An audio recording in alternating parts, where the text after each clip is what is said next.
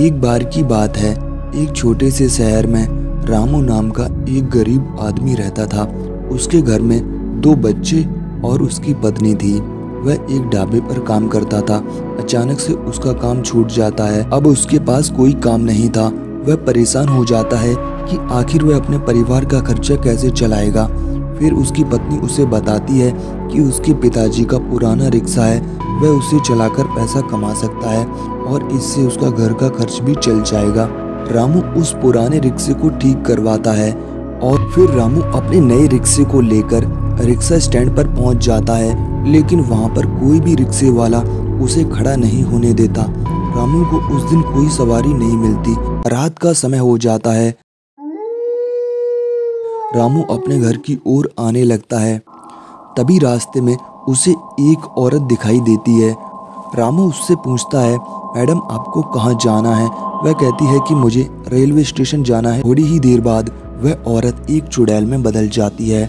रामू जैसे ही railway station पर पहुंचता है, रामू पीछे मुड़कर देखता है, रिक्शे में कोई भी नहीं होता। रामू हैरान हो जाता है, लेकिन रिक्शे की सीट पर 2000 रुपए का एक नोट भी रखा हुआ था। रामू वह नोट देखकर बहुत ज्यादा खुश होता है। फिर वह उस औरत को देखने लगता है।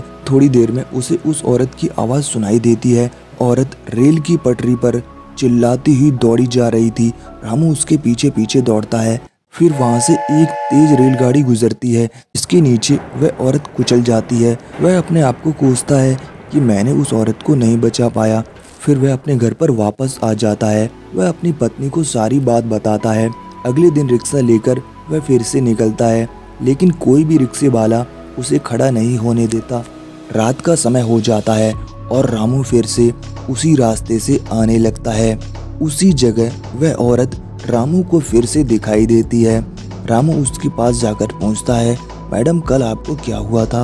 आप क्यों रेल की पटरी पर दौड़ी जा रही थी? वह बोलती है, मुझे जल्दी रेलवे स्टेशन पहुंचना है, तुम जल्दी चलो। फिर वह उस औरत को बिठाकर रिक्शा चलाने लगता है। रेलवे स्टेशन पर पहुंचकर रामू फिर से रिक्शे में पीछे पलटकर देखता है तो रिक्शे में कोई भी नहीं होता, लेकिन रिक्शे की सीट पर 2000 रुपए का नोट रखा हुआ था। रामू फिर से उस औरत को देखने लगता है। वह औरत फिर से रेल की पटरी पर दौड़ी जा रही थी। फिर से एक रेलगाड़ी उसी पटरी से गुजरती है और वह औरत उसके नीचे कुचल जाती है। रामू पूरी तरह से हैरान हो जाता है। वह अपनी पत्नी को आकर सारी बात फिर से बताता है।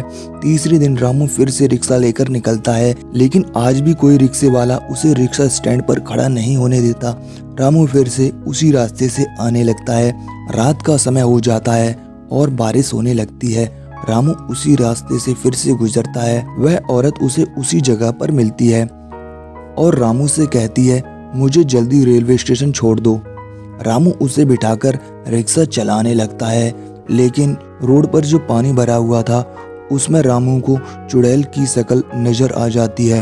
वह पहचान लेता है कि यह कोई चुड़ैल है। वह बुरी तरह से डर जाता है और तेज तेज रिक्शा चलाने लगता है।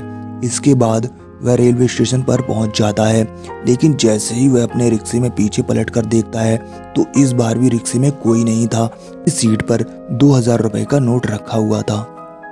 रामू को फिर से वह औरत रेल की पटरी पर दौड़ती हुई नजर आती है। रामू उसके पीछे पीछे दौड़ता है।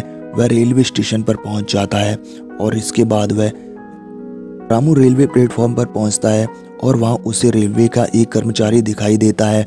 वह उससे पूछता है कि यहाँ से रोज एक ट्रेन गुजरती है और उसके नीचे रोज एक औरत कुचल जाती है।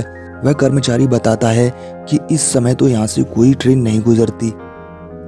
का कर्मचारी उसे बताता है कि ये शायद वही औरत होगी जो 2 साल पहले यहाँ दौड़ती हुई आई थी। उसका पति उसे छोड़कर जा रहा था।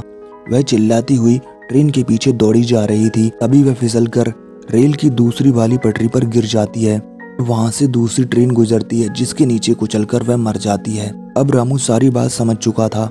इसके बाद वह अपने घर पर वापस आ जाता है। अगले दिन वह फिर से रिक्शा लेकर निकलता है। इस बार भी वही होता है। रामू को इस बार भी वह औरत उसी जगह दिखाई देती है।